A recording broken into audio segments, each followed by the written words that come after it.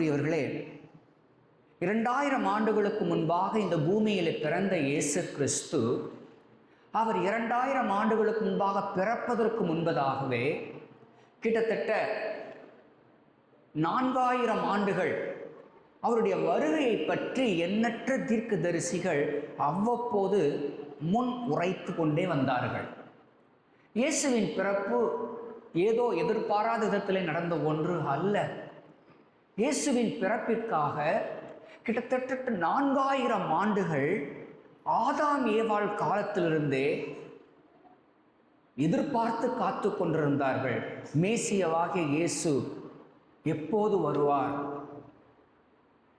எப்போது வருவார் என்கின்ற கேள்வியோட கூட அவர் எப்படிப்பட்டவராய் வருவார், எங்கே வருவார், எப்படிப்பட்ட வாழ்க்கை வாழ்வார், எதற்காக வாழ்வார் என்ற பல தகவல்கள் இயேசு பிறப்பதற்கு முன்பதாகவே 4000 ஆண்டுகள் எதிர்பார்த்து காத்து கொண்டிருந்தார்கள்.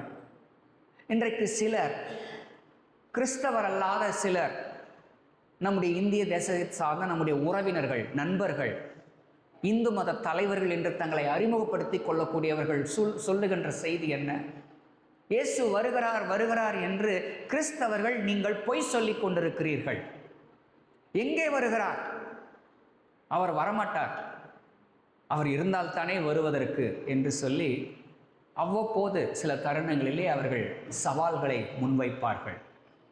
கவனிக்க வேண்டும், இயேசு 2000 ஆண்டுகளுக்கு முன்பாக இந்த பூமியிலே வந்தபோது ஏழையின் கோலத்திலே, தாழ்மையின் ரூபத்திலே, அடிமையின் சாயலாக, மாம்சத்திலே மனுஷகுமாரனாக வருவதற்கே இந்த உலகம் 4000 ஆண்டுகள் காத்திருக்க வேண்டிய அவசியம் இருந்தது.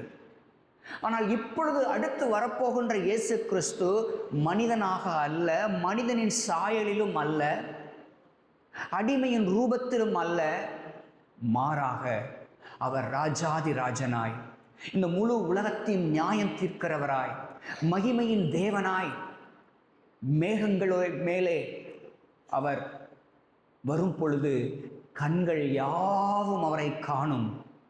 பூமியில் உள்ள அனைவருடைய முழங்கால்களும் முடங்கும் விதத்திலே மகிமையின் தேவனாய் அவர் வரப்போகிறார். அப்படி அவர் வரப்போகின்றதற்காய் இந்த உலகம் எத்தனை ஆண்டுகள் காத்திருக்கும் வேண்டுமோ யாருக்குமே தெரியாது. ஏன்? இயேசுவே அதை சொல்லவில்லை. இயேசுவே அதை சொல்லவில்லை என்றால் தனக்கு தெரியாது என்று அர்த்தம் அல்ல. தன்னை தாழ்த்தி என் பிதாவுக்குத்தான் தெரியும் என்று சொல்லி தன் பிதாவை உயர்த்தி காண்பித்தார். இப்படி இயேசு கிறிஸ்து அவர் பிறப்பதற்கு முன்பதாக 4000 ஆண்டுகள் இந்த முழு உலகமும் எதிர்பார்த்து காத்து கொண்டிருந்தது. அப்படிப்பட்ட காலகட்டத்திலே கிறிஸ்துவுக்கு முன் 6வது நூற்றாண்டிலே எழுதப்பட்டது ஒரு தீர்க்க தரிசன புஸ்தகம்தான் இந்த எரேமியா தீர்க்கதரிசியின் புஸ்தகம். இயேசு பிறப்பதற்கு 600 ஆண்டுகளுக்கு முன்பாக எரேமியா தீர்க்கதரிசினால் எழுதப்பட்ட இந்த புஸ்தகத்திலே இயேசு அவர் ஏன் பிறக்க வேண்டும், இயேசு இந்த உலகத்திற்கு அவர் ஏன் வர வேண்டும் என்ற கருத்தை விளக்க முயல்வதை நாம் கவனிக்க முடியும். ஏசாயா தீர்க்கதரிசி இயேசு எங்கே பிறப்பார் என்ற தகவலை அறிவித்தார். மீகா தீர்க்கதரிசி எந்த ஊரிலே அவர் பிறப்பார், பெத்லகேம் எந்த ஊரிலே அவர் பிறப்பார் என்பதை முன்னறிவித்தார். எரேமியா தீர்க்கதரிசியோ அவர் ஏன் பிறக்க வேண்டும், அவர் பிறப்பதின் அவசியம் என்ன, அதற்கான தேவை என்ன என்பதை எரேமியா தீர்க்கதரிசி நமக்கு விளக்குகின்ற வரிசையிலே இந்த தீர்க்க தரிசன புஸ்தகத்தை நமக்காக எழுதி கொடுத்திருக்கிறார். இதிலே 2 பகுதிகள் இருப்பதை கவனிக்க முடியும். முதல் பகுதி தேவன் தான் நேசிப்பதாக கூறுகின்ற தமது ஜனங்கள், இஸ்ரவேல் ஜனங்கள் அவரை மறந்து பின்வாங்கி போன நிலையிலே, பாவத்திலே வீழ்கிற நிலையிலே தேவன் அவர்களை எப்படி சிட்சித்து சரிப்படுத்துவார் என்பதை பற்றி கூறி வருகின்ற அதே நேரத்தில் அவர் என்றைக்கும் கோபம் கொண்டிரார், அவருடைய இரக்கங்களுக்கு முடிவில்லை, இந்த வேதாகம தேவனுடைய அன்பு மனித அறிவினால் அளவிடப்பட முடியாது என்பதை விளக்குகின்ற வகையிலே 30வது அதிகாரத்திலிருந்து தேவன் எப்படி தமது ஜனங்களை மன்னித்து அவருடைய பாவங்களை மறந்து அவர்களுக்கு இரக்கம் காண்பித்து மீண்டும் தன்னோடு கூட அவர் எப்படி இணைத்துக் கொள்வார் என்பதை பற்றி விளக்குகின்ற பகுதியில் இடம்பெறுகின்ற வேத பகுதி தான் இப்போது நாம் வாசிக்க கேட்ட வேத பகுதி. இந்த வேத பகுதியை நாம் தியானிக்கின்ற வகையில் இதற்காக கொடுக்கின்ற தலைப்பு என்னவென்றால் நியூ கவனன்ட் நியூ ஹோப். புதிய உடன்படிக்கை, புதிய நம்பிக்கை. புதிய உடன்படிக்கை, புதிய நம்பிக்கை. எதை பற்றின உடன்படிக்கை? வேதாகம தேவன் எரேமியா தீர்க்கதரிசியின் மூலமாக தமது ஜனங்களுக்கு அறிவிக்கின்ற செய்தி. இதற்கு முன்பாக என்னுடைய ஜனங்களை, இஸ்ரவேல் ஜனங்களை எகிப்திலிருந்து வரப்பண்ணின பொழுது நான் ஒரு உடன்படிக்கையை ஏற்படுத்தினேன். அந்த உடன்படிக்கையை அவர்கள் உடைத்து போட்டார்கள், அவமாக்கினார்கள், கீழ்ப்படியவில்லை, மறந்து போனார்கள். அதன் நிமித்தம் இப்பொழுது அவர்கள் தண்டனையை அனுபவிக்கப் போகிறார்கள். பாபிலோனுக்கு சிறைப்பட்டு போகிறார்கள். ஆனால் பாபிலோன் சிறையிருப்பு நிரந்தரம் அல்ல. 70 ஆண்டுகள் கழித்து நான் மீண்டும் அவர்களை திரும்பி வர பண்ணுவேன் என்று சொல்லி ஆண்டவர் ஒரு புதிய உடன்படிக்கையும் அந்த உடன்படிக்கையோடு கூட ஒரு புதிய நம்பிக்கையும் இங்கே தேவன் அறிமுகப்படுத்துவதை நாம் பார்க்க முடியும். இப்படி நாம் வாசித்த இந்த வேத பகுதியிலே முக்கியமாக வசனம் 33 நாம் கவனிக்கும் பொழுது அந்நாட்களுக்கு பிற்பாடு என்று ஆரம்பிப்பதை கவனிக்கலாம். அந்நாட்களுக்கு பிற்பாடு. This is about the context, okay, with regard to the time factor. நேரம் சம்பந்தப்பட்ட நிலையிலே அல்லது காலம் சம்பந்தப்பட்ட நிலையிலே ஆண்டவர் தான் செய்கின்ற அந்த உடன்படிக்கையினுடைய நிறைவேறுதலை பற்றி பேசுகிறார். அந்நாட்களுக்கு பிற்பாடு, the time factor, the context, okay. இரண்டாவது, அந்த நாட்களுக்கு பிற்பாடு அவர் என்ன செய்ய போகிறார்? the content, okay. என்ன செய்ய போகிறார்? I am going to make a covenant. நான் ஒரு உடன்படிக்கையை செய்து கொள்ளப் போகிறேன், ஒரு ஒப்பந்தத்தை செய்து கொள்ளப் போகிறேன். அந்த உடன்படிக்கை, அந்த ஒப்பந்தம் என்பது எதை பற்றியது? நான் அவர்களுக்கு வீடு வாசல் தருவேன், பணம் கொடுப்பேன், வேலை வாய்ப்பு தருவேன், சுகம் தருவேன். நோ, எல்லாமே தருவார். பட் அவைகளெல்லாம் நிரந்தரமானவைகள் அல்ல. அவைகளெல்லாம் நிரந்தரமானவைகள் அல்ல. வீடு வாசல், கோடி ரூபாய், எத்தனை பெரிய வேலை, 60 வயசு ரொம்ப ரிட்டையர்மெண்ட் ஆகி வீட்டுக்கு வந்து தான் ஆகணும். நீங்கள் இந்த வேலை எனக்கு ரொம்ப பிடிச்சிருக்கு, நான் திறமையாக செய்கிறேன், நான் இன்னும் ஒரு 10 வருஷத்துக்குள்ள நான் செய்ய முடியாது, வீட்டுக்கு வந்து தான் ஆகணும். இந்த உலகத்திலே நம்மை சார்ந்து நம்மை சுற்றி இருக்கிற அனைத்துமே அநித்தியமானவைகள். ஆனால் நித்தியமான நிரந்தரமான ஒன்று என்னவென்று கேட்டால், நான் உன் தேவன், நீ என் ஜனம். இதைத்தான் நாம் உன்னத பாட்டு புஸ்தகத்தில் பிரதானமாக தியானித்தோம். என் நேசர் என்னுடையவர், நான் அவருடையவள். என் நேசர் என்னுடையவர், நான் அவருடையவள். நான் அவருடையவள், அவர் என்னுடையவர். இதைத்தான் இங்கே மீண்டும் ஒரு விசை நாம் அறிய வருகிறோம். நான் அவர்கள் தேவனாயிருப்பேன், அவர்கள் என் ஜனமாய் இருப்பார்கள் என்பதை பற்றினதான ஒரு ஒப்பந்தம், ஒரு உடன்படிக்கை, the content. மூன்றாவது, இங்கே நாம் அறிய வருகின்ற செய்தி the comfort, ஆறுதலின் செய்தி, நம்பிக்கையின் செய்தி. அது என்ன? நம்பிக்கையின் செய்தி, ஆறுதலின் செய்தி என்பது 31வது வசனத்திலிருந்து நாம் அறிய வருகிறோம். நான் இஸ்ரவேல் குடும்பத்தோடும் யூதா குடும்பத்தோடும் புதிய உடன்படிக்கை பண்ணுவேன். சும்மா திறந்த வெளியில் ஆண்டவர் ஓப்பனாக சொல்லிட்டு போல, நான் ஒரு உடன்படிக்கை பண்ணுறேன், இந்த ஜனங்களோட நான் தேவனாக இருக்க போகிறேன் அப்படி என்று அல்ல. Very specific terms, okay. ரொம்ப ஸ்பெசிஃபிக்காக சொல்கிறார். நான் இஸ்ரவேல் குடும்பத்தோடும் யூதா குடும்பத்தோடும் என்று சொல்லி ரொம்ப ஸ்பெசிஃபிக்காக அவர் கூறுவதிலே நாம் அறிந்து கொள்கிற செய்தி என்ன?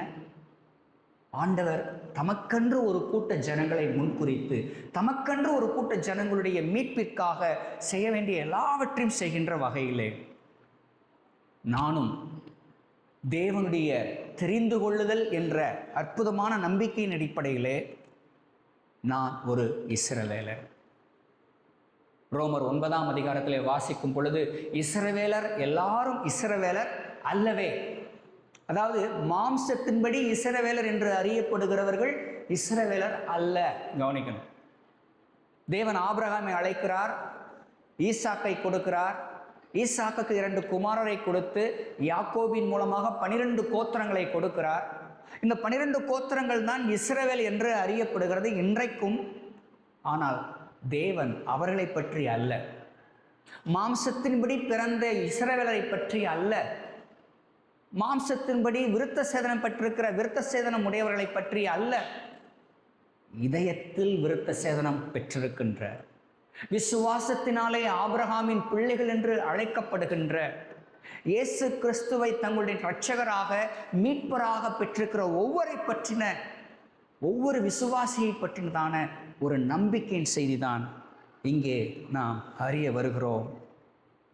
நான் என் நியாய பிரமாணத்தை அவர்கள் உள்ளத்திலே வைத்து அதை அவர்கள் இருதயத்திலே எழுதி நான் அவர்கள் தேவனாயிருப்பேன், அவர்கள் என் ஜனமாயிருப்பார்கள் என்பதே அந்த நம்பிக்கையின் செய்தி. அவர் நம்முடைய தேவன், நாம் அவருடைய ஜனமாக இருப்போம். தற்காலிகமாக என்று அல்ல, என்றென்றும் நிரந்தரமாக இந்த பூமியிலும் இந்த பூமிக்கடுத்த வாழ்விலும். இந்த பூமி நிரந்தரமானது அல்ல, நமக்கு நிரந்தரமானது அல்ல. ஏன் இந்த பூமியும் நிரந்தரமானது அல்ல. தேவன் இதை அழித்து மீண்டும் புதிய பூமியையும் புதிய வானத்தையும் உண்டாக்குவேன் என்று சொல்லியிருக்கிறார். ஆக இங்கே நாம் அறிய வருகிற நம்பிக்கையின் செய்தி தேவன் நம்மோடு கூட ஏற்படுத்துகின்ற ஒரு மகத்தான உடன்படிக்கையின். கவனிக்க வேண்டும். இப்பொழுது நம்முடைய முதலாவது சப்டைட்டில் த கான்டெக்ஸ்ட், அந்நாட்களுக்கு பிற்பாடு. உங்களை வேதத்தை கொஞ்சம் கவனியுங்கள். 31வது அதிகாரத்திற்கு முந்தைய வசனம், கடைசி நாட்களில் அதை உணர்ந்து கொள்வீர்கள் என்று நாட்களை பற்றின ஒரு குறிப்பு. அதோடு கூட 31வது அதிகாரத்திலே 5 முறை காலத்தை குறித்து வார்த்தைகள் இடம்பெறுவதை கவனிக்க முடியும். முதல் வசனத்திலே அக்காலத்திலே, 3வது வசனத்திலே பூர்வ காலம் முதல், அடுத்து 6வது வசனத்தின் கடைசி பகுதி ஜாமக்காரர் கூறும் காலம் வரும், எதிர்காலத்தை பற்றின ஒரு செய்தி. அப்படியே 27வது வசனம், 29வது வசனம், 31வது வசனம், 38வது வசனம், 33வது வசனம், 6 முறை நாட்களை குறித்து ஒரு காலம் வரப்போகிறது, ஒரு எதிர்காலம் வரப்போகிறது, ஒரு காலமும் நேரமும் வரும் பொழுது இது நடக்கும் என்று ஒரு எதிர்பார்ப்பை பற்றி, ஒரு எதிர்காலத்தை பற்றிதான செய்தியை நாம் இங்கே பார்க்க முடியும். ஏன் எதிர்காலத்தை பற்றின ஒரு செய்தி கவனிக்க வேண்டும்? எரேமியா தீர்க்கதரிசி, அவர் கிட்டத்தட்ட அவருடைய காலத்திலே வாழ்ந்த தீர்க்கதரிசியிலே அதிக காலம் வாழ்ந்தவர். அவரின் மூலமாய் 2 புஸ்தகங்கள் எழுதப்பட்டிருக்கிறது. புலம்பல் என்ற புஸ்தகமும் எரேமியா தீர்க்கதரிசன புஸ்தகமும். இந்த எரேமியா தீர்க்கதரிசிக்கு பெயரே த வீப்பிங் ப்ராஃபட், அழுகிறவர், கண்ணீரோடு கூட செய்தியை சொல்லுகிறவர் என்பது அவருக்குள்ள ஒரு பெயர்.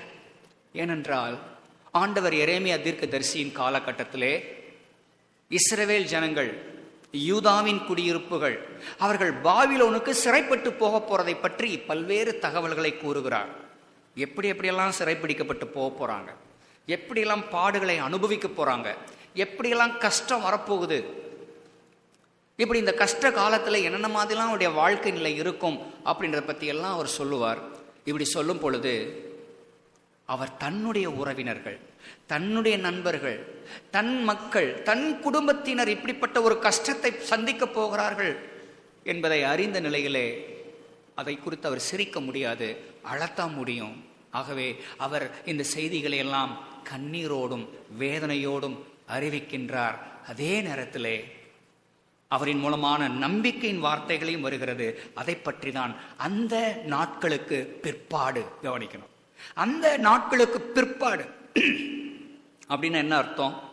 தேவன் அவருடைய பிள்ளைகளாகி நம்முடைய வாழ்விலே சில தருணங்களிலே நம்மை சிக்ஷிப்பதற்கு, நம்மை சரிப்படுத்துவதற்கு, நம்மை நல்வழிப்படுத்துவதற்கு பிரச்சனைகளையும் பாடுகளையும் பலவீனத்தையும் அனுமதிக்க முடியும்.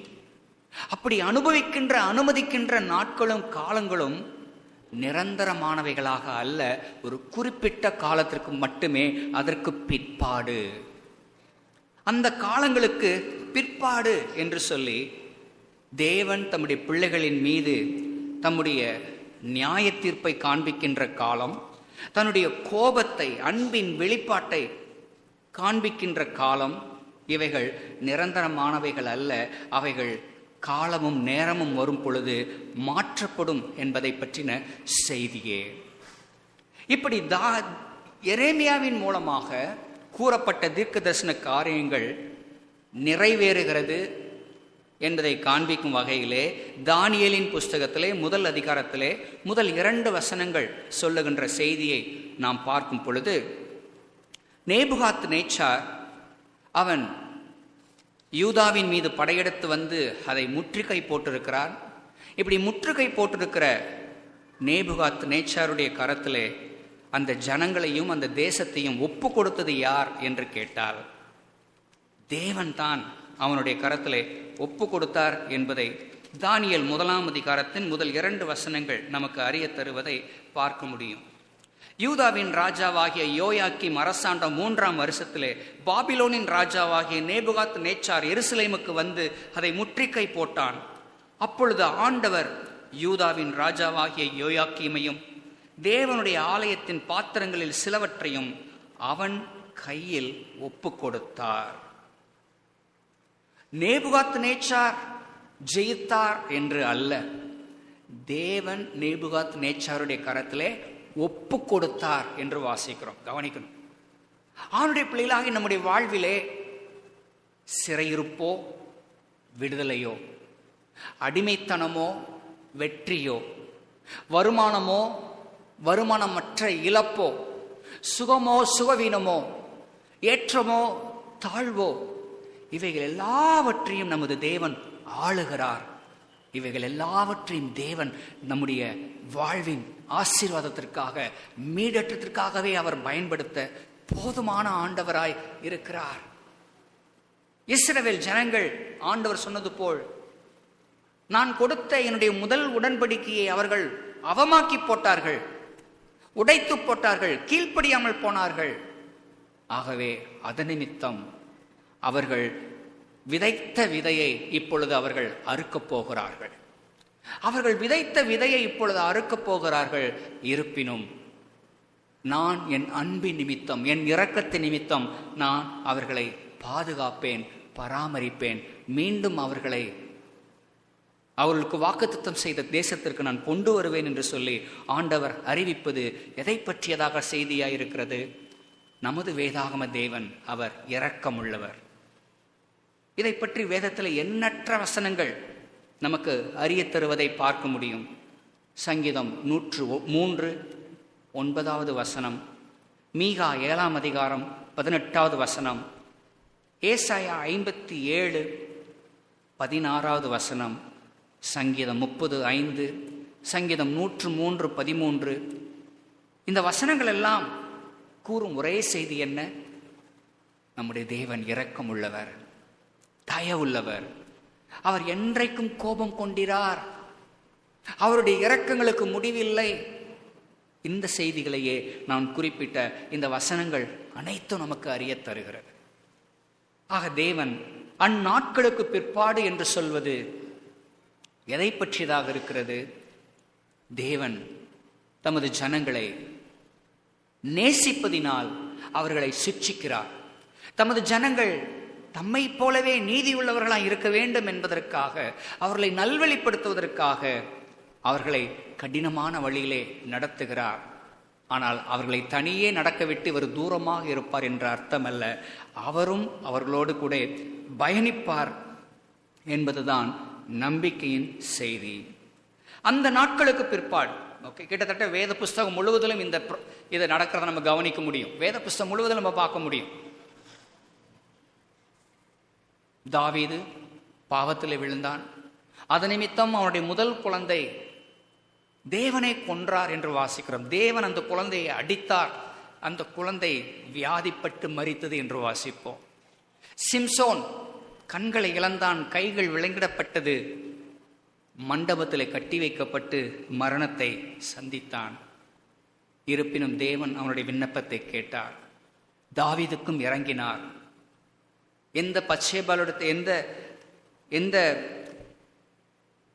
பெண்ணிடத்திலே பச்சேபாலிடத்திலே பாவத்திலே விழுந்தானோ அந்த முதல் குழந்தை மரித்தாலும் அடுத்த குழந்தை தான் சாலமோன் தான் தாவீதுக்கு பின்பு அடுத்து வந்த மகத்தான ஒரு மன்னனாக நாம் அறிய வருகிறோம். இது தேவனுடைய இரக்கத்தை வெளிப்படுத்துகின்ற செயல். இப்படி தேவனுடைய பிள்ளைகள் பலருடைய வாழ்விலே சாலமோன், தாவீது, சிம்சோன் என்று எண்ணற்ற தேவனுடைய பிள்ளைகள் எப்பொழுதெல்லாம் அவர்கள் வீழ்கிறார்களோ அப்படி அவர்கள் வீழ்வதற்கான நியாயமான கான்சிக்வன்ஸ், நியாயமான தண்டனையை அவர்கள் அனுபவித்தாலும் தேவன் இரக்கமுள்ளவராய் அவர்களை மன்னிப்பதையும் மீண்டும் ஏற்றுக்கொள்ளுகின்ற ஒரு அற்புதமான நிலையை நாம் இங்கே பார்க்க முடியும். அந்த வரிசையிலே அடுத்து நாம் கவனிக்க வேண்டிய செய்தி, அந்த நாட்களுக்கு பிற்பாடு தேவன் தம் ஜனங்களை சிட்சித்து அவர்களை ஒரு முறையான புரிந்து கொள்ளுதலுக்கும் முறையான மனமாற்றத்திற்கும் அவர்கள் வந்த பின்பு நான் என்ன செய்வேன்? இஸ்ரவேல் குடும்பத்தோடும் யூதா குடும்பத்தோடும் நான் பண்ணுகின்ற உடன்படிக்கை அதை நான் அவர்கள் இருதயத்தில் எழுதி நான் அவர்கள் தேவனாக இருப்பேன், அவர்கள் என் ஜனமாக இருப்பார்கள். முதல் உடன்படிக்கையை அவர்கள் உடைத்து போட்டார்கள் அல்லது முதல் உடன்படிக்கையை அவமாக்கினார்கள் என்றால் அப்போ முதல் உடன்படிக்கை ஆண்டவர் கொடுத்தது தோத்து போயிடுச்சுன்னு அர்த்தமா? ஆண்டுடைய உடன்படிக்கை தோத்து போயிடுச்சுன்னு அர்த்தம் கிடையாது. மாறாக முதல் உடன்படிக்கை எதை பற்றியது கவனிக்கணும். ஆண்டவர் பழைய ஏற்பாட்டு காலத்திலே கொடுத்த நியாய பிரமாணங்கள், கட்டளைகள், இவைகளெல்லாம் எதை குறிப்பிடுகிறது? நாம் எவ்வளவு பலவீனர்கள், நம்மால் எதையெல்லாம் செய்ய முடியாது என்பதை பற்றி கூறுகிறது. ஆனால் புதிய உடன்படிக்கை என்ன கூறுகிறது? நமது ஆண்டவர் எத்தனை பலமுள்ளவர். பழைய உடன்படிக்கை நம்முடைய பலவீனத்தையும் நம்முடைய குறைவுகளையும் நம்முடைய கீழ்ப்படியாமையும் பலவீனத்தை பற்றி கூறுகிறது. ஆனால் புதிய உடன்படிக்கை எதை கூறுகிறது?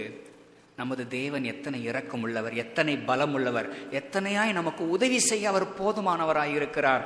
ஆகவே நாம் நன்றியுள்ள ஒரு வாழ்க்கை வாழ கடமைப்பட்டிருக்கிறோம் என்பதை ஞாபகப்படுத்துவதுதான் புதிய உடன்படிக்கை. அந்த நாட்களிலே எரேமியா தமது ஜனங்களுக்கு புதிய உடன்படிக்கைன்னு சொல்லும் பொழுது புதிய உடன்படிக்கை பற்றி அவங்களுக்கு எதுவும் தெரியாது. அவங்களுக்கு தெரிஞ்சதெல்லாம் அப்போதைக்கு இருக்கின்ற அவருடைய உடன்படிக்கை, அந்த பழைய உடன்படிக்கை தான், அவர்கள் வாழ்ந்த காலகட்ட உடன்படிக்கை. கவனிக்கணும், இந்த உடன்படிக்கைன்னு சொல்லும் போது கவனிக்கலாம், நான் உன் தேவன், நீ என் ஜனம் என்ற இந்த உறவின் கீழ் பல்வேறு கட்டளைகளை தேவன் கொடுத்திருந்தார் பழைய ஏற்பாட்டு காலத்தில். பிரதானமாக 10 கற்பனைகள். 10 கற்பனைகள் மட்டுமல்ல, திருச்சபை சார்ந்த அவருடைய வாழ்க்கை முறை, சமுதாயம் சார்ந்த வாழ்க்கை முறை, இப்படி பல நியாய பிரமாணங்கள், பல கட்டளைகள், இவைகள் அனைத்துமே சேர்ந்ததுதான் உடன்படிக்கை. கவனிக்கணும். ஓகே, உடன்படிக்கை என்ற உடனே புதிய உடன்படிக்கைன்னா அவங்களுக்கு எந்த பெருசு ஐடியாலாம் இருக்காது. அவர்களுக்கு தற்சமயம் எந்த உடன்படிக்கையில் இருக்கிறாங்கிற மட்டும்தான் என்ன தெரியும். அவங்களுக்கு தெரிஞ்ச உடன்படிக்கைலாம் என்ன கவனிக்க வேண்டும். பழைய உடன்படிக்கை, ஓகே, மோசேக்கு ஆண்டவர் கற்பனைகளிலே எழுதி கொடுக்கிறார், அதை மோசையே உடைச்சிடுறாரு. ஓகே, மோசையே உடைச்சிடுறாரு. ஆனால் புதிய உடன்படிக்கை அப்படி அல்ல, கற்பனையில் எழுதுனதல்ல, இதயத்தில் எழுதப்படுவது. ஆகவே அதை உடைக்க முடியாது. ஓகே, பழைய உடன்படிக்கையை கொடுப்பதற்கு தேவன் மோசே என்ற ஒரு மனிதனை பயன்படுத்தினார். ஆனால் புதிய உடன்படிக்கை தேவன் தம்முடைய குமாரனாக இயேசு கிறிஸ்துவை பயன்படுத்தி அவரின் மூலமாக நமக்கு இந்த உடன்படிக்கையை கொடுக்கின்றார். பழைய உடன்படிக்கையிலே ஆபிரகாமுக்கு முதலாவதாக தேவன் அறிமுகப்படுத்தும் பொழுது ஆபிரகாமுக்கு இந்த உடன்படிக்கைக்கு அடையாளமாக விருத்த சேதனம் என்ற ஒரு அடையாளத்தை கொடுக்கின்றார். விருத்த சேதனம் என்ற ஒரு அடையாளம் வேதனை நிறைந்தது, வலி நிறைந்தது, இரத்தம் சிந்துதலை உட்படுத்தியது. ஆனால் புதிய உடன்படிக்கை அப்படி அல்ல. புதிய உடன்படிக்கையின் அடையாளம் ஞானஸ்நானம். தண்ணி, ஒரு பாத்திரத்தில் இருக்கிற தண்ணியை பார்த்து பயப்படணும் அவசியம் இல்லை. தொட்டில் இருக்க தண்ணி கூட ஆபத்தானது. பிள்ளைங்க விழுந்து யாரும் கவனிக்கலாம், பெரிய ஆபத்து. ரைட், அப்படிதான் ஒரு ஆபத்தை சந்தித்தோம். ரைட், ஆண்டு அதனால தான் தொட்டியில் பாத்திரத்தில் கொண்டு வந்துட்டார். பாதுகாப்பான ஞானஸ்நானம். வேத புஸ்தகம் முழுவதிலும் தெளிப்பு என்ற வார்த்தை தான் இருக்கிறது என்று முழுக்கு என்ற வார்த்தை கிடையாது. எங்கேயுமே கிடையாது ஞானஸ்நானத்தை பற்றி பேசுவதற்கு. பட் நம்முடைய பல கிறிஸ்தவ நண்பர்கள், பெந்தேகோஸ்தே மற்றும் பேப்டிஸ்ட் நம்பிக்கை உடையவர்கள் மூழ்கினாதான் ஞானஸ்நானம் அப்படின்னு சண்டைக்கு நிற்கிறது பரிதாபமான விஷயம். அப்படி மூழ்குவது நிமித்தம் உனக்கு வருகின்ற ஆபத்துக்கு நீ தான் பொறுப்பு, ஆண்டவர் பொறுப்பு கிடையாது. சில நேரத்தில் தண்ணியில் மூழ்கி ஹார்ட் அட்டாக் வந்து செத்தவங்க இருக்கிறாங்க, தண்ணியில் மூழ்கி எந்திரிச்சு கரண்ட் அடிபட்டு செத்தவங்க இருக்கிறாங்க. ஆனால் வேதாகம ஞானஸ்நானம், த மோட் ஆஃப் பேப்டிசம் என்பது பை ஸ்ப்ரிங்க்லிங்.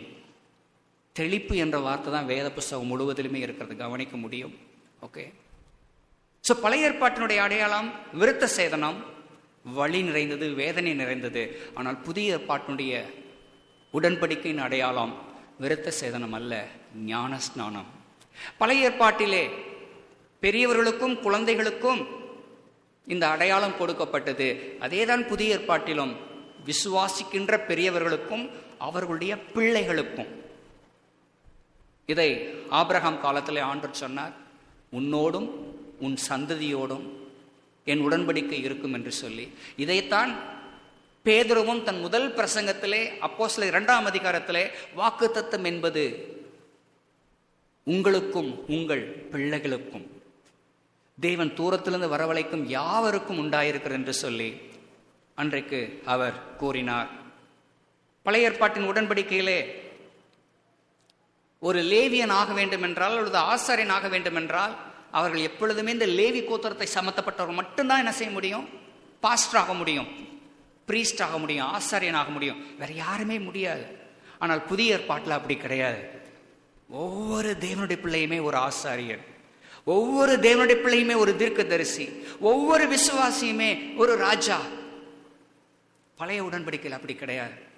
என்னதான் நான் ஆலயத்தில் பணி செய்யணும்னு எனக்கு திறமை இருக்கு, ஆசை இருக்குது, என் வீட்டவே விற்று காசு தர்றேன், நோ, நீ ஆசாரியன் ஆக முடியாது. லேவி கோத்திரத்தை சார்ந்தவர்கள் மட்டும்தான் ஆக முடியும். ஆனால் புதிய ஏற்பாட்டின் உடன்படிக்கையில் அப்படி கிடையாது.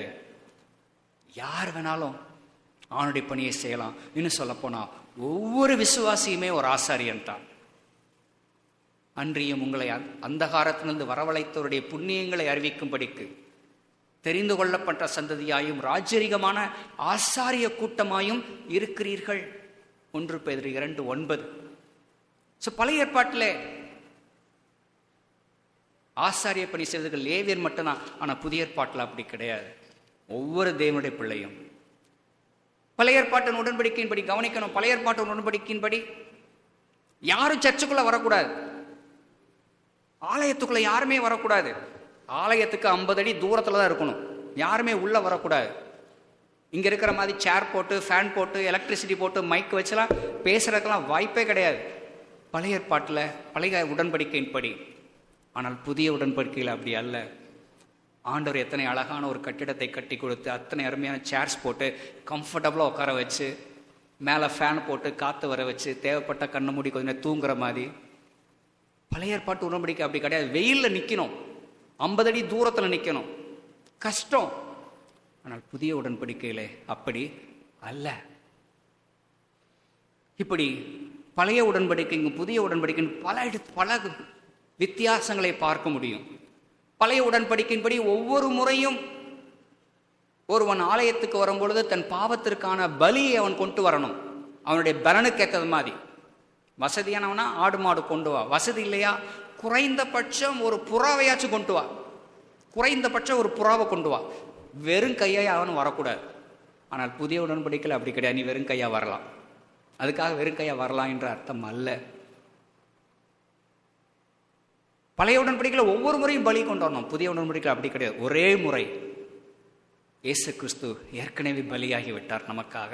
ஆகவே ஒவ்வொரு முறையும் நம்ம பலி செலுத்த வேண்டிய அவசியம் இல்லை.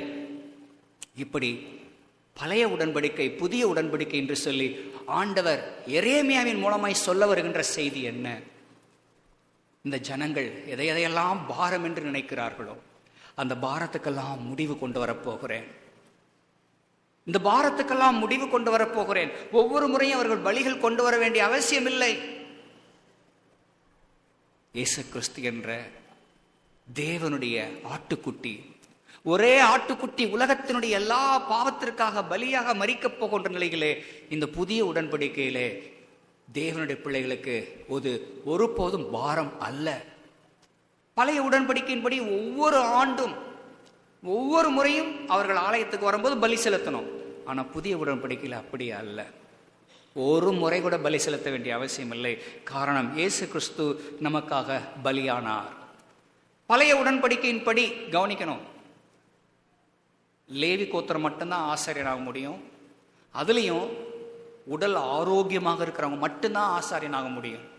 உடலில் எந்த விதமான குறைவு இருந்தாலும் அவர்கள் ஆசாரியனாக முடியாது. ஆனால் புதிய உடன்படிக்கையில் அப்படி கிடையாது. உடலில் குறை இருந்தால் பிரச்சனை கிடையாது. உடலில் குறை இருந்தால் பிரச்சனை கிடையாது. யாருக்கெல்லாம் தேவன் தம்முடைய அழைப்பையும் கிருபை வரங்களையும் கொடுத்திருக்கிறாரோ யார் வேண்டுமானாலும் ஆசாரியனாக, போதகராக முடியும் என்பதே. ஆக பழைய உடன்படிக்கைக்கும் புதிய உடன்படிக்கைக்கும் உரிய வித்தியாசம் என்ற வகையிலே இவைகளை நாம் அறிய வருகிறோம். அடுத்து மூன்றாவதாக நாம் கவனிக்கின்ற செய்தி ஆறுதலின் செய்தி. இது நம்பிக்கையின் செய்தி. அது என்ன செய்தி? தேவன் தம்முடைய உடன்படிக்கைகளை ரொம்ப ஸ்பெசிஃபிக்காக யூதா குடும்பத்தோடும் இஸ்ரவேல் குடும்பத்தோடும் நான் ஏற்படுத்துவேன் என்று கூறுகிறார். அது என்ன யூதா குடும்பத்தோடும் இஸ்ரவேல் குடும்பத்தோடும் என்று இரண்டு பெயர்கள்? யாக்கோபின் புத்திரர்கள் 12 பேர். ஓகே, கவனிக்கலாம். யாக்கோபின் புத்திரர்கள் எத்தனை பேர்? எத்தனை கோத்திரம்? 12 கோத்திரம். இதுல 10 கோத்திரங்கள் வடக்கே இருந்தவர்கள். அவர்களுக்கு இஸ்ரவேல் என்ற ஒரு பெயர் வழங்கப்பட்டது. 2 கோத்திரங்கள் கிழக்கே, ஓகே, தெற்கே, சவுத், ஓகே, அவர்களுக்கு யூதா என்ற பெயர் வழங்கப்பட்டது. ஸோ இந்த 12 கோத்திரங்கள் 2 பிரிவாக பிரியுது.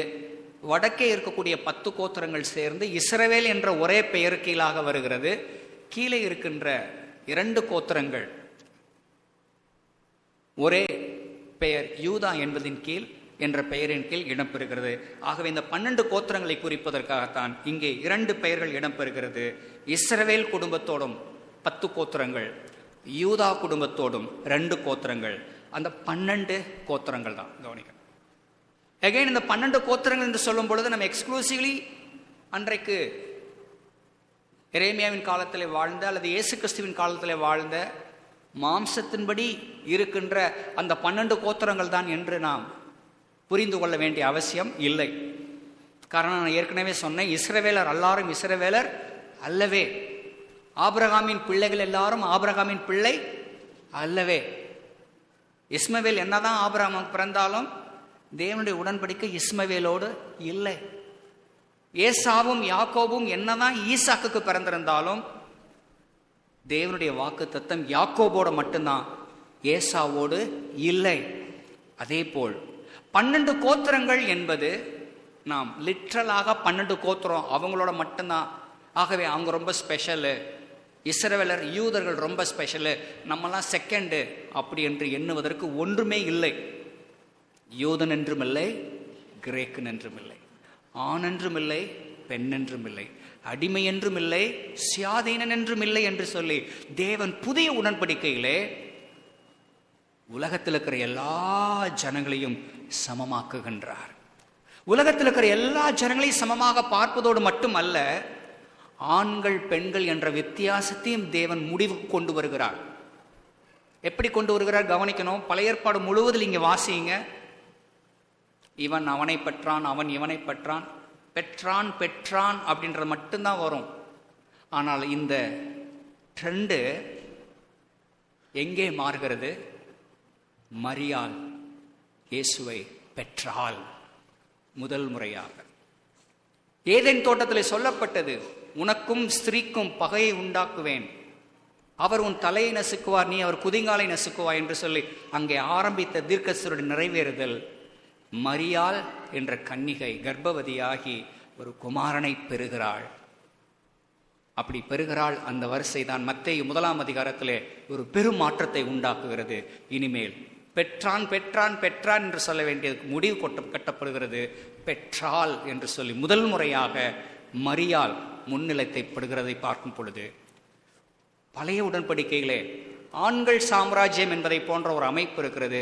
ஆனால் புதிய ஏற்பாட்டிலே அப்படி அல்ல. 2 பேருமே தேவனுடைய பார்வையில் இருவருமே சமம்.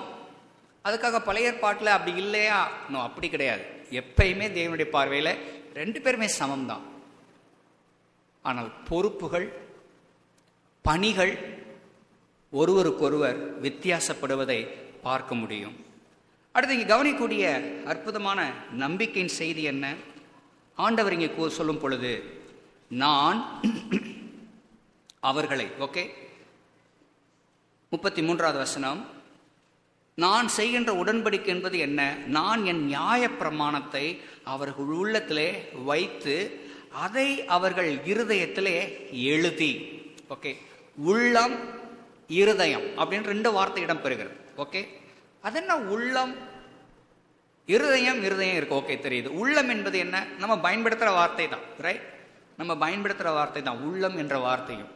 ஆனால் ஆங்கில வேதத்திலே மைண்ட் என்ற வார்த்தை பயன்படுத்தப்பட்டிருக்கிறது. Mind. It's about the faculty of our reasoning. அறிவு சம்பந்தப்பட்ட விஷயம். ஸோ அறிவு சம்பந்தப்பட்ட விஷயம், புரிந்து கொள்ளுதல் சம்பந்தப்பட்ட விஷயம், அதை தாண்டி இதயம். இதயம். அப்போ இந்த 2 வார்த்தைகள் எதற்காக பயன்படுத்த கவனிக்கணும். தேவனுடைய பிள்ளைகள் ஒவ்வொருவரும் அவனுடைய வார்த்தையை கிரமமாக கற்றுக்கொள்ள வேண்டும். தேவனுடைய வார்த்தையை பற்றி, புரிந்து கொள்ளுதலை பற்றி நம்மளுடைய அறிவை பெருக்கிக் கொள்வதற்கு எல்லாம் முயற்சி எடுக்கணும், எல்லாமே எடுக்கணும். அனுதினமும் வேத புஸ்தகத்தை வாசிப்பது, வேத பாட கூடுகைகளிலே ஆவலாய் கலந்து கொண்டு அவனுடைய வார்த்தையை கற்றுக்கொள்வது, திருச்சபையிலே அவனுடைய வார்த்தை பிரசங்கிக்கப்படும் பொழுது அதை கவனமாய் கேட்டு கர்த்தருடைய வார்த்தையிலே புரிந்து கொள்வதிலே நம்மை பெருக்கிக் கொள்வது, அதோடு முடிந்து விடுவது அல்ல. அது ஒருபடி கீழே போய் இங்கிருந்து ஒரு அடி கீழே இறங்கி வரணும். பல நேரத்தில் தேவனுடைய பிள்ளைகளை நம்ம அறிவை பெருக்கிக் கொள்ளுகிறோம். வேதத்தில் நிறைய விஷயங்கள் தெரியும், இதில் அதிகபட்ச சம்பவங்கள் தெரியும், ஒவ்வொரு வசனத்தையும் புரிந்து கொள்ளுதல் தெரியும், விளக்கம் தெரியும், வியாக்கியானம் தெரியும், எல்லாமே தெரியும். ஆனால் வாழ்க்கை முற்றிலும் வேறுபட்டதாக இருக்கும். It is of no use. அதிகபட்சம் ரிஃபார்ம்டு சர்ச்சஸ், பிரஸ்பிட்டீரியன் சர்ச்சஸில் கூடிய ஒரு பெரிய பிரச்சனை, ரிஃபார்ம் சர்ச்சஸில் பொறுத்தளவுக்கு எக்ஸ்போசிட்டரி ப்ரீச்சிங் சொல்லுவாங்க. வேதத்தை ரொம்ப கிரமமாக போதிக்கணும், ரொம்ப சின்சியராக போதிக்கணும், ரொம்ப சரியாக போதிக்கின்றது எம்பசைஸ் இருக்கிறது. ஆகவே ரிஃபார்ம் சர்ச்சஸில், பிரஸ்பிட்டீரியன் சர்ச்சஸில் அறிவுபூர்வமாக நிறைய விஷயங்கள் இருக்கும். ஆனால் வாழ்க்கைன்னு வரும் பொழுது பல தருணங்களில் ரொம்ப கேவலமாக இருக்கும். தேவன் அதை வெறுக்கிறார். தேவன் செய்வது 2 வேலை. ஒன்று, உன் அறிவை பெருக்கும்படி தேவன் உன்னோடு பேசுகிறார். உன்னுடைய புரிந்து கொள்ளுதலை பெருக்கும்படி கர்த்தர் தம்முடைய திருவசனத்தை உனக்கு கொண்டு வருகிறார். ஆனால் அதோடு முடிந்து விடுவது அல்ல. இங்கேயோடு முடிகிறது கிறிஸ்தவ வாழ்க்கை அல்ல. அது இதயத்துக்கு வர வேண்டும். அது என் வாழ்க்கையிலே காண்பிக்கப்பட வேண்டும். நாம் இன்னும் சில வாரத்திலே கிறிஸ்துமஸை எதிர்நோக்கி காத்து கொண்டிருக்கிறோம். இதை நாம் எதிர்பார்க்கின்ற வரவேற்பதற்கு நம்முடைய ஆயத்தம் என்ன? ஆண்டவர் கூறுகின்ற அந்த உடன்படிக்கையில் அவர் சொல்லுவது என்ன? நான் அவர்கள் உள்ளத்திலே வைத்து அவர்கள் இருதயத்திலே எழுதி, நான் அவர்கள் தேவனாக இருப்பேன், அவர்கள் என் ஜனமாக இருப்பார்கள். முக்கியமாக வசனம் 34, நான் அவர்கள் அக்கிரமத்தை மன்னித்து, 34 கடைசி பகுதி, நான் அவர்கள் அக்கிரமத்தை மன்னித்து அவர்கள் பாவங்களை இனி நினையாதிருப்பேன். நான் அவர்கள் அக்கிரமங்களை மன்னிப்பதோடு மட்டுமல்ல, இனி நான் அவருடைய பாவங்களை நான் நினைக்க மாட்டேன். கசப்பான, வருத்தமான, ஏமாற்றமான எந்த ஒரு விஷயத்தை நான் நினைத்து கொண்டே என் சந்தோஷத்தையும் இழந்து, நான் உற்சாகமாய் செயல்பட வேண்டிய வேலையை செய்ய முடியாமல் என்னை நானே நான் குறுக்கிக் கொள்ள மாட்டேன். ஆக இங்கே ஆணுடைய நம்பிக்கையின் செய்தி இங்கே வருவது எதன் அடிப்படையிலே இருக்கிறது? நான் அவர்கள் அக்கிரமத்தை நான் அவருடைய பாவங்களை நினைக்க மாட்டேன், அவருடைய அக்கிரமங்களை நான் மன்னிப்பேன்.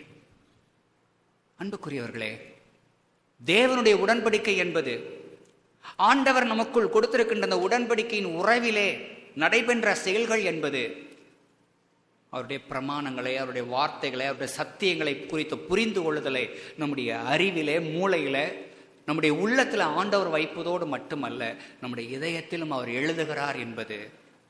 இந்த இதயம் தான் என்ன செய்யறது? கவனிக்கணும். இதயம், ஓகே, இதயத்தை எல்லா காவலோடும் காத்துக்கொள். வேத புஸ்தகம் சொல்லுகிறது, உடைய இதயத்தை எல்லா காவலோடும் காத்துக்கொள், அதனிடத்திலிருந்து ஜீவ ஊற்று புறப்படுகிறது.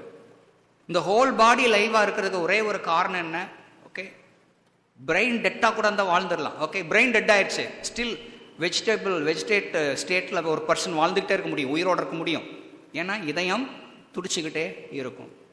பிரெயின் டெட் பர்சனால் வாழ முடியும், ஆனால் ஹார்ட் ஃபெயிலியர் பர்சனால் வாழ முடியாது. கிறிஸ்தவம் என்பது அறிவு சம்பந்தப்பட்டது மட்டும் கிடையாது, அதையும் தாண்டி இதயம் சம்பந்தப்பட்டது. இதயம் சம்பந்தப்பட்டது என்பதை எதை சொல்ல வருகிறேன்? இயேசு சொன்னார், உன் பகைவனை நீ செய், உனக்கு தீமை செய், உனக்கு நன்மை செய், உன்னை சபிக்கிறவனை ஆசீர்வதி, உன் சத்துரு பசியா இருந்தால் அவனுக்கு சாப்பாடு கொடு, தாகமாக இருந்தால் தண்ணீர் கொடு. இவைகள் தான் இதயம் செய்கின்ற வேலை. அறிவு நோ, அப்படி பண்ணா இப்படி பண்ணா எல்லாத்தையும் நினைச்சுக்கிட்டே இருக்கும். இதயம் அப்படி அல்ல, இதயம் அப்படி அல்ல. ஒருவேளை நம்முடைய இதயங்கள் தான் மாற்றப்பட வேண்டும். இதயமே எல்லாத்திற்குள்ளது, மகா கேடுள்ளது, வேதம் சொல்லுகிறது. நம்முடைய இதயம் மகா கேடுள்ளது. புத்தி அப்படி கிடையாது, இதயம் மகா கேடுள்ளது. பிரச்சனை இதயம்தான். ஒருவேளை நம்முடைய இதயங்கள் சேவையாக வேண்டும், நம்முடைய வாழ்க்கை சேவையாக வேண்டும் என்பதற்காகத்தான் இயேசு சிலுவையிலே மரித்த பொழுது கடைசியாக விடுபட்ட ஒன்னே ஒன்று இதயம். அவருடைய இதயத்திலே ஈட்டி குத்தப்பட்டது. அவருடைய இதயத்திலே குத்தப்பட்ட ஈட்டி நம்முடைய இதயத்தையும் குத்தட்டும். பேதுரு பிரசங்கித்த முதல் பிரசங்கத்திலே அந்த பிரசங்கத்தை கேட்ட பொழுது அவருடைய இதயத்திலே குத்தப்பட்டவர்களாக, ஆண்டவன்மாரே நாங்கள் என்ன செய்ய வேண்டும் என்று சொல்லி எல்லாரும் கேள்வி கேட்டார்கள். இதயத்திலே குத்தப்பட்டவர்களாக நாம் எதிர்நோக்குகின்ற கிறிஸ்மஸ் அர்த்தமுள்ள கிறிஸ்மஸாக இருக்கும் வேண்டுமானால், ஆண்டவர் எப்படி இங்கே அவர் சொன்ன வார்த்தையின் போடி, நான் அவர்கள் அக்கிரமத்தை மன்னித்து அவருடைய பாவங்களை இனி நான் நினையாதிருப்பேன் என்று சொன்னது போல் கவனிக்க வேண்டும். கணவன் மனைவி உறவிலே ஒருவருக்கொருவர் ஒருவேளை ஏமாற்றங்கள் இருந்திருக்கலாம், ஒருவருக்கொருவர் குறை சொல்லுகின்ற வகையிலே, குற்றம் சாட்டுகின்ற வகையிலே தவறுகள் நடந்திருக்கலாம். ஆனால் உண்மையான கிறிஸ்மஸுடைய வரவேற்பு என்பது, உண்மையான கிறிஸ்தவன் என்பது எந்த பாவத்தையும் மன்னிக்க கற்றுக்கொள்கிறவன், எந்த பாவத்தையும் மறக்க கற்றுக்கொள்ளுகிறவன். அவன்தான் கிறிஸ்மஸ், அவன்தான் உண்மையான கிறிஸ்தவன். கிறிஸ்து அதை செய்கிறார். கிறிஸ்துவனுடைய பிள்ளைகள் என்று அறியப்படுகின்ற நாமும் அவைகளை செய்வதற்கு ஆயத்தமாக இருக்க வேண்டும். நான் அவர்கள் அக்கிரமத்தை மன்னித்து அவர்கள் பாவங்களை நினையாதிருப்பேன். சில பெந்தைக்கோஸ்தே கிறிஸ்தவர்கள் அல்லது பேப்டிஸ்ட் வியூவை கொண்ட கிறிஸ்தவர்கள் இந்த வசனத்தை பயன்படுத்தி, பாருங்கள் ஆண்டவரை இங்கே சொல்லுகின்ற வார்த்தைகள் என்ன? 34வது வசனத்திலே, இனி ஒருவன் தன் அயலானையும் ஒருவன் தன் சகோதரனை நோக்கி கர்த்தரை அறிந்துகொள் என்று போதிப்பதில்லை. அவர்களில் சிறியவன் முதல் பெரியவன் மட்டும் எல்லாரும் என்னை அறிந்து கொள்வார்கள் என்று கர்த்தர் சொல்லுகிறார். அறிந்து கொள்வார்கள் என்று இருக்கிறபடினால் கவனிக்க வேண்டும். ஒருவர் கிறிஸ்தவனாக மாறுவதற்கு அல்லது விசுவாசத்தை அறிக்கை செய்து திருச்சபையில அங்கமாவதற்கு அறிவு சார்ந்த நிலையிலே விசுவாசத்தை அறிக்கை செய்ய வேண்டும். அறிக்கை செய்தால்தான் ஞானஸ்நானம் என்று சொல்லி பெந்தேகோஸ்தே வட்டத்திலும் அல்லது பாப்டிஸ்ட் முழுக்கு ஞானஸ்நானத்தை பிரதானமாய் பேசுகிற மத்தியிலே பேசுவது உண்டு. கவனிக்கணும், இந்த வசனம் அதற்காக பயன்படுத்தப்படுகிறது. எல்லாரும் அறிந்து கொள்வார்கள், சிறியவன் முதல் பெரியவன் மட்டும் எல்லாரும் என்னை அறிந்து கொள்வார்கள். இப்போ அறிந்து கொள்வதின் அடிப்படையிலே, புரிந்து கொள்வதின் அடிப்படையிலே, விசுவாசத்தை அறிக்கை செய்வதன் அடிப்படையில் தான் ஒருவன் கிறிஸ்தவனாக முடியும், உடன்படிக்கைக்கு சொந்தமாக முடியும், வாக்குத்தத்தத்துக்கு சொந்தமாக முடியும் என்று சிலர் போதிக்கிறார்கள். ஆனால் அது முற்றிலும் தவறான ஒரு போதனை, தவறான ஒரு போதனை. சிறியவன் முதல் பெரியவன் மட்டும் எல்லாரும் என்னை அறிந்து கொள்வார்கள் என்று சொல்லுகிற இந்த சிறியவன் என்பதை எதை குறிக்கிறது? ஆங்கிலத்தில் த லீஸ்ட் என்று கூறுகிறது. இந்த லீஸ்ட் என்ற வார்த்தை சிறு குழந்தைகளையும் குறிக்கும். ஓகே, சிறு குழந்தைகளையும் குறிக்கும், குழந்தைகளுக்கும் அது பொருந்தும். தாவீது என்ன சொன்னார்? சங்கீதம் 22:9-10 வசனங்களிலே, நான் என் தாயின் முளைப்பாலை உன் கையில், உன் பேரில் என்னை நம்பிக்கையாக இருக்க வைத்தீர். அப்பயே நான் பேபியாக இருக்கிறேன், எனக்கு ஞாபகமே இல்லை, எனக்கு விவரமே தெரியாது, நான் பால் குடிச்ச நாட்கள் எனக்கு ஞாபகமே இல்லை. ஆனால் அப்பொழுதே உன் பேரில் என்னை நம்பிக்கையாக இருக்க வைத்தீர். ஓகே, தாவீதுடைய அறிக்கை. யோவான் ஸ்நானகன் தன் தாயின் கருவில் இருக்கும் பொழுதே பரிசுத்த ஆவியினால் நிரம்பி இருந்தான். தாயின் கருவில் இருக்கும் பொழுதே யோவான் ஸ்நானகன் பரிசுத்த ஆவியினால் நிரம்பி இருந்தார். எந்த ஒரு பெற்றோரும் பிள்ளைங்க பிறக்கணும், வளரணும், ஆளாகணும், வயசு 12 வயசு 15 வயசு அல்லது 20 வயசு வந்ததுக்கப்புறம் விசுவாசத்தை அறிக்கை பண்ணதுக்கு அப்புறம் தான் ஞானஸ்நானம் கொடுப்பது என்பது வேதத்தின்படி ஏற்புடையது அல்ல.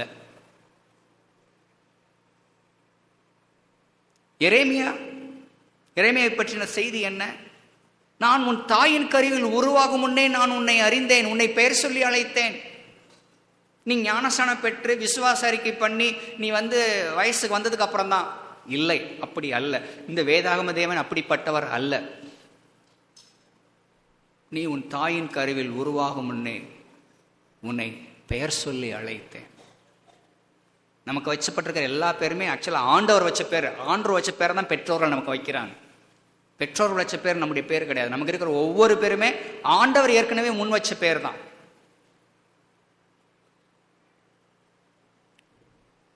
வேத புஸ்தகம் முழுவதிலும் ஓகே, தாவீது, எரேமியா, யோவான் ஸ்நானகன் என்ற பலரை தேவன் கருவில் இருக்கும் பொழுது, குழந்தைகளாக இருக்கும் பொழுது, அப்பொழுதே தேவன் தன்னை நான் உன் தேவன் மட்டுமல்ல உன் குழந்தையின் தேவனாகவும் இருக்கிறேன் என்று சொல்லி ஆண்டவர் சொல்லி வருகின்ற வரிசையிலே அவர்கள் அனைவரும் என்னை அறிந்து கொள்வார்கள் என்று கூறுகின்ற வரிசையிலே முடிவாக இங்கே கூறுகின்ற அற்புதமான நம்பிக்கையின் செய்தி, நான் அவர்கள் அக்கிரமத்தை மன்னித்து அவர்கள் பாவங்களை இனி நினையாதிருப்பேன்.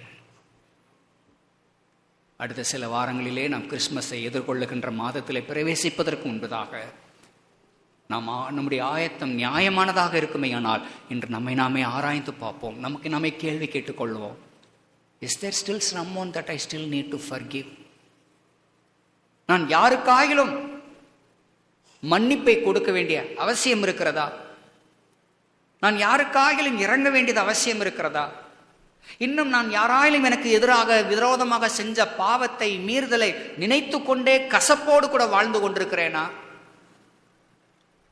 அவைகளெல்லாம் நான் விட்டு விடுவது, ஆண்டவரை போல அவைகளெல்லாம் நான் மறந்து விடுவது, அது ஒன்று மட்டுமே உண்மையாகவே நாம் கிறிஸ்துவின் வருகையை நினைவு கூறுகின்ற, கிறிஸ்துவின் உடன்படிக்கைக்கு சொந்தமானவர்கள் என்கின்ற கிறிஸ்தவர்கள். Christian, Christ I am not, கிறிஸ்துவே நான் அல்ல என்பதை விளக்குகின்றதான உண்மையான அர்த்தமுள்ள வார்த்தைகளாக இருக்கக்கூடும் பிரியமானவர்களே. ஆக ஆண்டவர் இங்கே ஒரு புதிய உடன்படிக்கையை ஏற்படுத்துவதை பற்றி கூறுகிறார். அந்த புதிய உடன்படிக்கை இயேசு சிலுவைக்கு செல்வதற்கு முன்பதாக தம் சீஷரோடு அமர்ந்து பேசுகிறார். சிலுவைக்கு செல்வதற்கு முன்பதாக ராபோஜனம் திருவிருந்தை ஆண்டவர் தம்முடைய சீஷர்களோடு போஜனத்தை அனுசரிக்கின்ற இடத்திலே கூறின வார்த்தைகள் என்ன?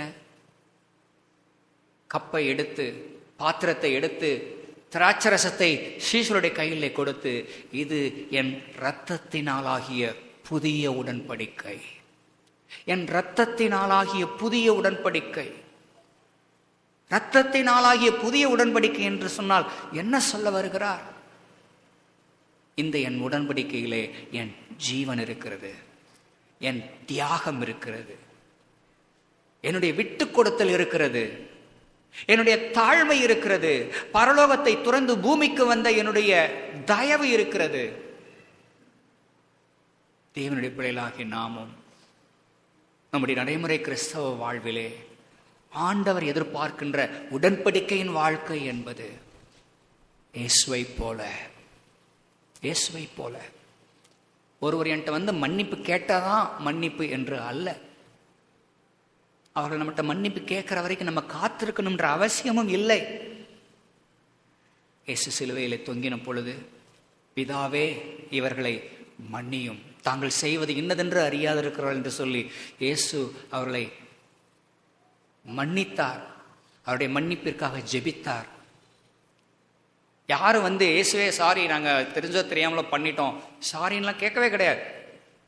அவர்கள் கேட்பதற்கு முன்னதாகவே இயேசு அவர்களை மன்னித்தது என்பது எதை கூறுகிறது?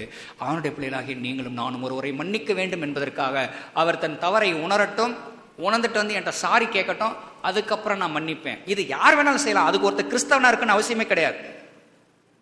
யார் வேணாலும் செய்ய முடியும். கிறிஸ்தவர்கள் அதை யார் வேணாலும் ஐம் சாரிங்க, ஏதோ தெரிஞ்சு தெரியாமல் பட்டேன், ஓகே சரி மன்னிச்சிடறேன் போங்க. இது நீ செய்யறதுக்கு கிறிஸ்தவனா நீ இருக்க வேண்டிய அவசியமே கிடையாது. யார் வேணாலும் பண்ணலாம். ஆனால் ஒரு கிறிஸ்தவனுடைய மன்னிப்பு என்பது என்ன? எனக்கு எதிராக செய்யப்பட்ட எதையும் அவர்கள் உணரவில்லை என்றாலும் நான் மன்னிப்பேன். எனக்கு எதிராக செய்த எதையும் சம்பந்தப்பட்ட அவர் புரிந்து கொள்ளவில்லை என்றாலும் நான் மன்னிப்பேன், விட்டு கொடுப்பேன், தீமைக்கு நன்மை செய்வேன், சபிப்பவனை ஆசீர்வதிப்பேன். அப்படிப்பட்ட வாழ்க்கை நிலையை பெற்றுக்கொள்வதுதான் இந்த உடன்படிக்கையினுடைய உரிமைக்கு, இந்த உடன்படிக்கையினுடைய குடும்பத்திற்கு நாம் சொந்தமானவர்களாக இருக்கிறோம். அந்த உடன்படிக்கையின் அடிப்படையிலே வேதாகம தேவன் இயேசு கிறிஸ்து நம்முடைய அக்கிரமத்தை மன்னித்திருப்பாரானால், பாவங்களை நினையாதிருப்பாரையானால், நாமும் நம்முடைய நடைமுறை வாழ்விலே, நம்முடைய குடும்பத்திலோ, வேலை செய்கிற இடத்திலோ, திருச்சபையிலோ, சமுதாயத்திலோ எவரையும் மன்னிக்கவும் மறக்கவும் தேவன் நமக்கு கிருபை செய்வாராக. அப்படி செய்வதே நாம் கிறிஸ்துமஸை நிலையான நிலையிலே நாம் வரவேற்கின்ற ஒரு காரியமாக இருக்க முடியும். ஆண்டவர் நம்மை ஆசீர்வதிப்பாராக. ஆமேன்.